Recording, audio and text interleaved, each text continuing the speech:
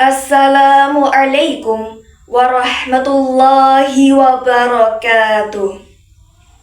Salam Om Swastiastu, Namo Buddhaya, salam kebajikan. Rahayu, rahayu, rahayu. Puji syukur Gusti ingkang murbeng dubadi, awit kathahipun berkah rahmat. Mugi kawilujengan kapagyan kabagas warasan tansah kansarira dumateng kula lan panjenengan sedaya.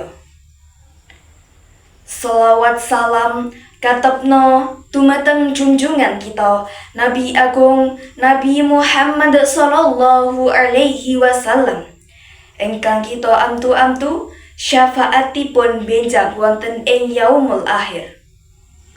Ingkang kinurmatan Bapak Ibu Juru Pambiji, para rawuh ingkang kula hormati, saha para kadang trahing sutresna budaya ingkang bagya mulya. Sakderengipun kula matur saged dipun tepangaken nami kula Nur Latifatu Yudasih saking MTSN kalih Kutha Blitar. Wonten ing wekdal menika kula badhe ngandharaken pangraitaning manah kula minangka tiyang wonten ing pagasangan. Kanthi irah-irahan wigatine karukunan sajroning masyarakat bebrayan. Para rawuh ingkang bagya mulya, sejatosipun wonten ing pagasangan punika kula tuwin panjenengan sampun boten minunggan minangka tiyang. Kita tamtu mbetahake tiyang sanesipun. Bab menika dadosaken menawi karukunan sajroning pagasangan kawiwitan saking karukunan masyarakat rumiyin. Tuladhanipun nggih saged tangga tepalih, lajeng marang tangga masyarakat tunggal RT ngantos masyarakat tunggal desa, lajeng minangka lare enem kados kula saged kaliyan muda taruna. Wonten ing jaman ingkang sarwa ewah taksih wonten tiyang ingkang gadah pamanggih. Mbok pilih gesang menika mboten metahaken tiyang sanes. Pakarti menika saged dipuntuswani antisosial. Kathah tiyang ingkang boten tepang kaliyan tangga tepalih. Lajeng kathah ugi tiyang ingkang boten tumut kagiatan mliginipun gegayutan kaliyan tiyang sanes satemah lumrahipun dipun sebat boten umum. Kula rumaos menawi perkawis menika saged dadosaken paseluduran mliginipun ing masyarakat boten rumaket. Awit saking menika dasaripun karukunan mapan wonten ing rumaketing masyarakat kasebut.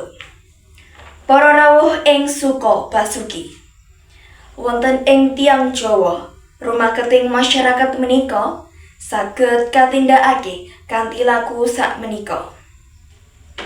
Kaping setunggal grapya inggih menika tumindak remen aruh-aruh dumateng tiyang sanes. Tuladhanipun mbok bilih kepanggih tangga saged ngaturaken monggo. Lajeng pasuryanipun kedah mesem supados mboten jelari ajrih tiyang enggih napa mboten. Sanesipun mbok bilih kepanggih tiyang sepuh saged matur derek langkung Mbah. Satemah sakliyanipun grapya ugi nuduhaken unggah-ungguh basa Jawa tumrap ing masyarakat bebrayan.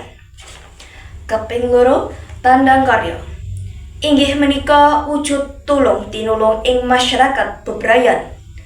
Tuladhanipun inggih menika sambatan menakake mergi risak lajeng sambatan menawi tangga tepalih wonten hajatan utawi keseripahan.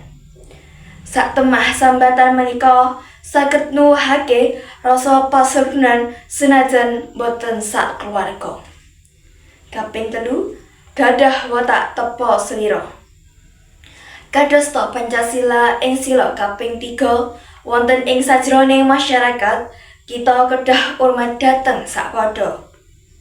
bab-bab ingkang makepakon kalian masyarakat Kedah diperembak sesarengan kanthi musyawarah kanthi hormat marang pamanggih tiyang sanes.